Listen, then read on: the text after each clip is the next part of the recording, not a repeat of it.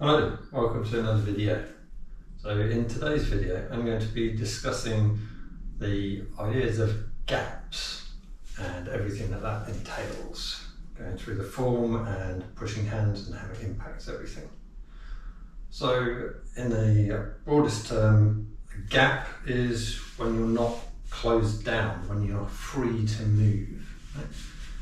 So in going through the form and through doing the pushing hands, to give you an idea of how to feel this as you're going through it, try to imagine a tennis ball underneath your arms and keeping your arms from your sides. So your arms aren't like this, they're more open and relaxed, and there's a nice gap there. When you're standing in the form and going through the form, you'll notice at points in the form you'll turn here, so you're not closing this down, so you're keeping a gap here as you turn, and then that picks up there and drops. So you're always keeping that nice open bow there and there, that bridge. Right? As soon as you close that down, you make yourself susceptible to being pushed over in one direction or the other.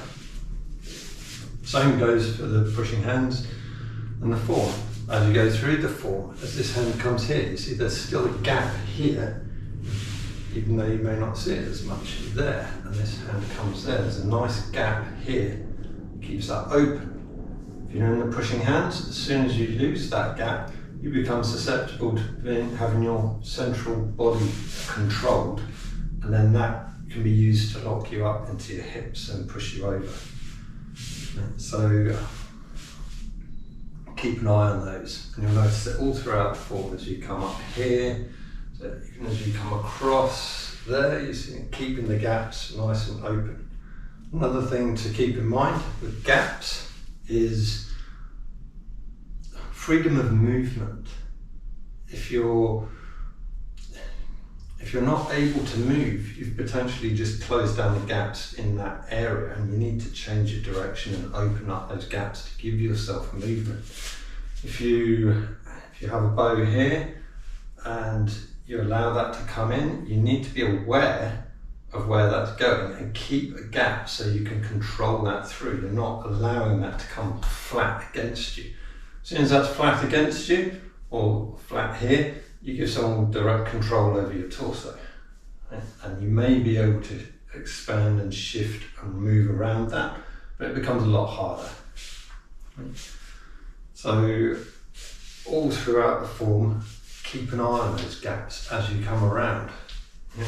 So as you go into brush and you push, keep that open feeling there, expanded outwards as you finish. Right?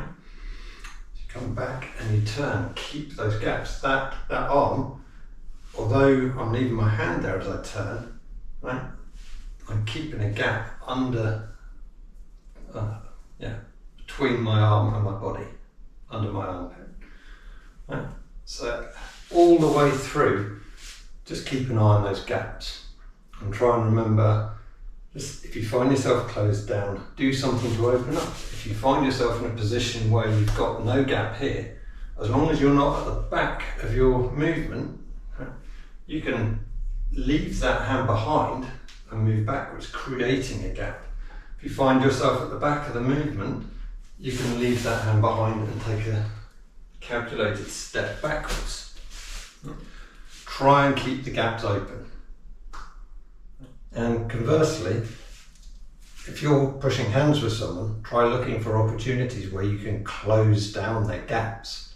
So if you're coming across someone and they've put their arm in the way, can you shift your hand slightly further up as you come in? Can you push their elbow closer? Can you push their arm closer? Can you close down the shoulder gap? Can you close down the gaps in the legs, forcing them to trip over themselves? Play with it. Try not to be too obvious with it, although I do understand, and I get this a lot myself, when you're trying new ideas, you come out very heavy-handed because you're not really sure of what you're doing and you're just trying it out. So just have a play with it, but try not to be too overzealous with your movements, right? Just Play with it, try and feel where the other person's moving and see if you can naturally close them down and put them in a position where they're not comfortable. Even if you can't do a lot with it at that point, it's a start. It may get you moving in the right direction. And if you found this video helpful, please do leave a like and leave some comments below. I'll try and get back to everyone who leaves a comment.